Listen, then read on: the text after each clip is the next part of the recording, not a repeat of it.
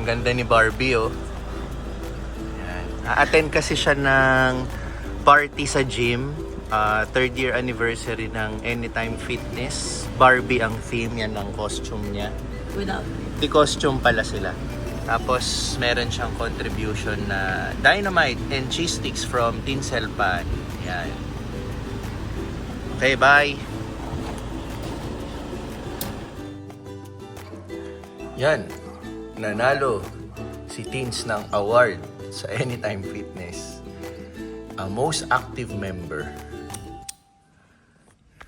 Ayan yung inattendan niyang Barbie party kahapon sa Barbie themed costume. Barbie costume themed party sa Anytime Fitness. Nanalo siya ng award, yung most active member. Binibase kasi nila yon sa sa number of times kang pumupunta sa gym. So, diba? Hindi surprising dahil napakasipag twice a day pa nga eh. Morning and afternoon. Most of the time ginagawa niyan. Kaya nanalo siya ng award. Tapos yung sa costume naman, nanalo yung kaibigan namin, yung isa siya sa nagre-rent ng condo unit sa SM na naging kaibigan na namin sa gym. Nanalo sila ng kanyang partner na Barbie and Ken costume. Yan. So, yan. Maghatid pala tayo ng gamit ni Pixar sa bahay ni Utol dahil may training si Pixar later. So, for the past few days and for the week, this week ahead, mukhang maganda yung weather natin. Walang magiging problema when it comes to bagyo or habagat.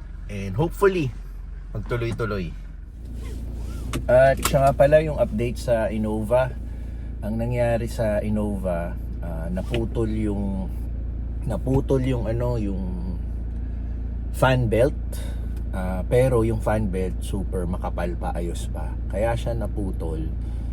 Nasira yung bearing niya. Yun yung bilog na kung saan nilalagay yung fan belt. Yun yung nagpapaikot doon sa tabi ng makina na nagkasama function noon. Isa rin siya sa nagpapakarga ng nagre-recharge ng battery mo ng kotse.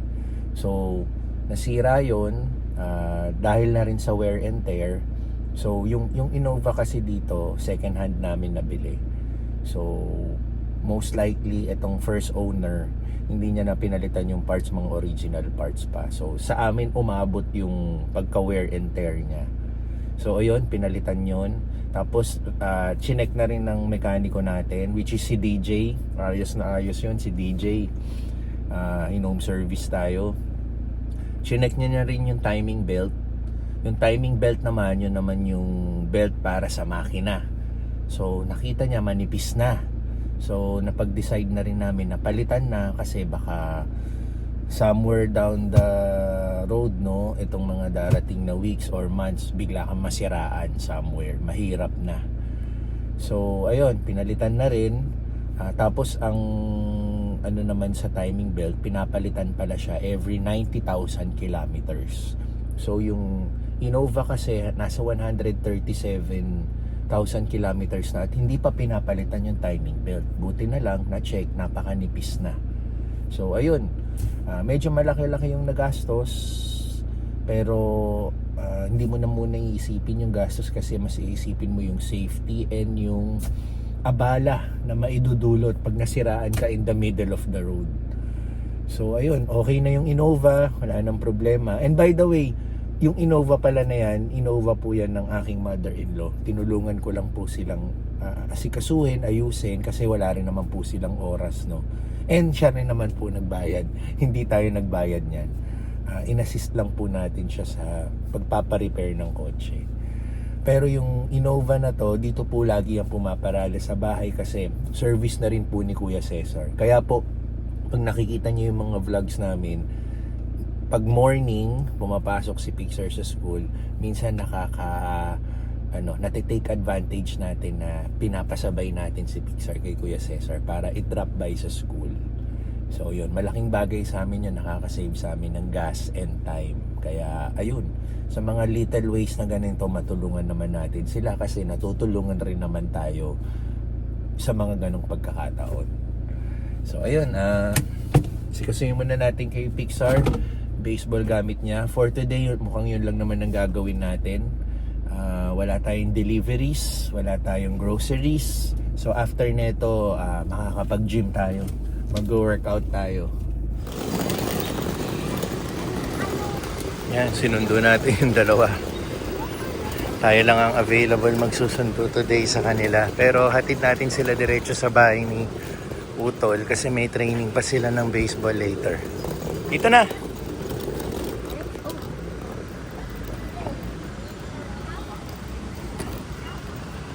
Close the door, Pixar, ha? Gusto lang ko din. Definitely. Has to be hard. Andrew will drink it. Yeah.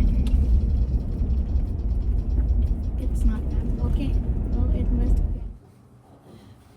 Are the coaches asking you to tuck this in or not? I'll talk it in later. Later? Yeah. With this one? Yeah.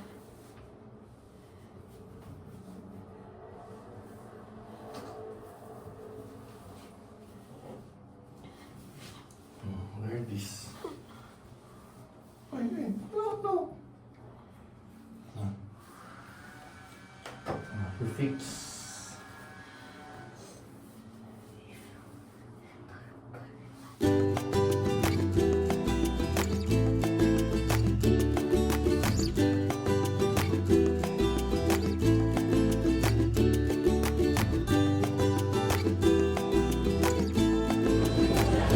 Gutom ang bata.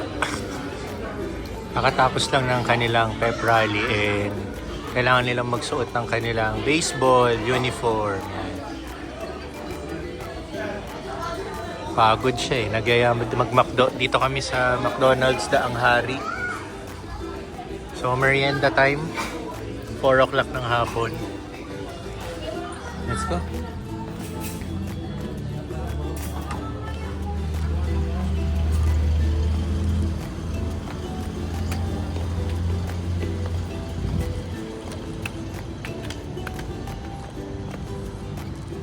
On the side. It's funny. Ano? Ha?